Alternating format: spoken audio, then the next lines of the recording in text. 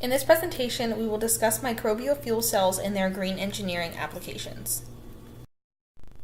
The demands of energy in the world continues to rise every year, which contributes to the global energy crisis. The national energy market relies too heavily on non-renewable sources of energy such as fossil fuels. This continues to deplete global resources and leave a large carbon footprint that is harmful to the environment. As a result, researchers are focusing on carbon-neutral sources of energy that are necessary for both environmental and economic sustainability. The fuel cell will convert chemical energy into biological energy through catalytic reactions of microorganisms. This process mimics the connections made in nature by these microorganisms, and many different bacterial species can be used as biocatalysts for the reaction. MFCs can also have many different applications in the real world. In terms of green engineering, they can be used for wastewater treatment, microbial electrolysis, bioremediation, and a multitude of other processes.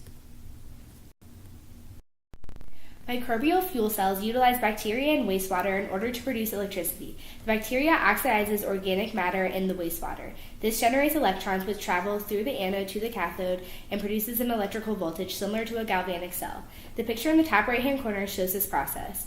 Typical materials used to make an MFC include graphite, ferrocyanide, and ETFE. Using the data in the graph on the bottom right, we calculated the payback time for different membranes. We found that ETFE was the most efficient membrane, and the payback time was around 97 years using a single microbial fuel cell. Economically speaking, MFCs are expensive to produce and have a very long payback time because this process is only in the beginning stages of research. Environmentally, if microbial fuel cells are used to replace something like a coal plant, it would reduce the amount of carbon emissions. Due to the photovoltaic character of the fuel cell, it essentially absorbs all carbon produced, making it a carbon-neutral process.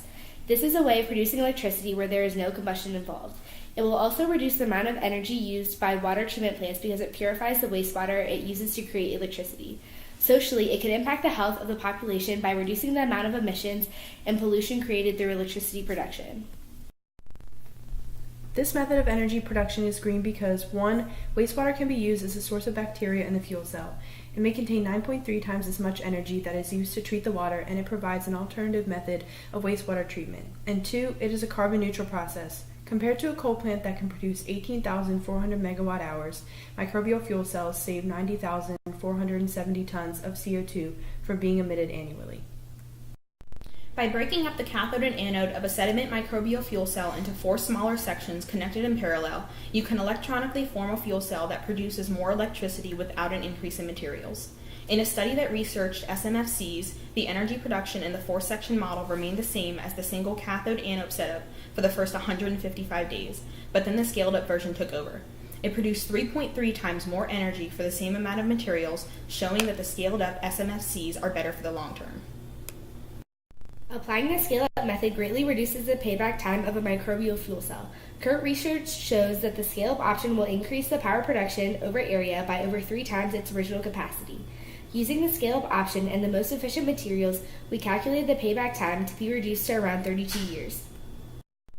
Right now, microbial fuel cells do not have enough capability to replace the leading energy sources such as coal or natural gas. Since they are a less researched topic, there are many steps to be taken before it can become a commercial source of energy. The main areas of additional research involve searching for more efficient ways of producing energy through better mediators and more efficient and less expensive anode and cathode materials.